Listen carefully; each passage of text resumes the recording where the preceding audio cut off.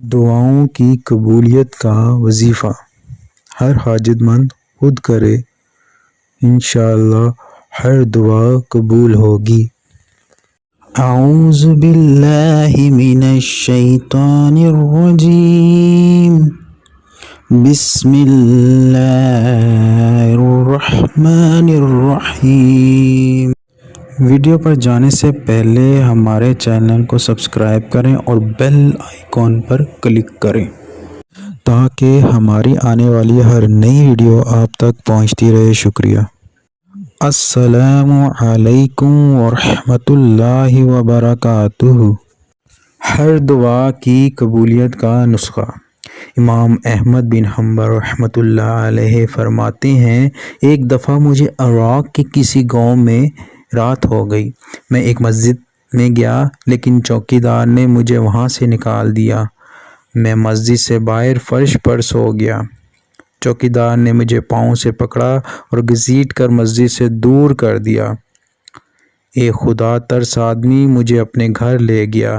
وہ شخص چلتے پھرتے اٹھتے بیٹھتے ہر وقت استغفار پڑھتا تھا۔ صبح ہوئی تو میں نے اس شخص سے پوچھا کہ کیا آپ استغفار کا کوئی فائدہ بھی ہوا؟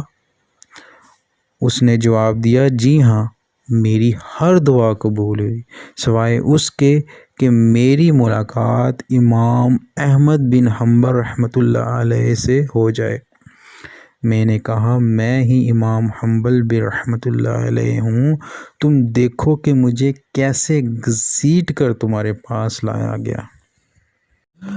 ہم اپنی زندگی کو تمام مصیبتوں اور پریشانیوں سے کیسے محفوظ رکھ سکتے ہیں؟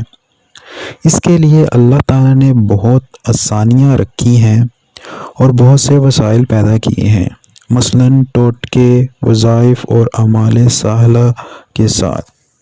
اور ہم جو بھی ٹوٹکا یا وظیفہ یا پھر عمل کریں، اس پر ہمارا 100% یقین ہوگا تو پھر ہمیں ان تمام چیزوں سے فائدہ حاصل ہوگا۔ ان کے ساتھ ساتھ ہم ہر طرح کے برے کاموں سے بچنے کی کوشش کریں۔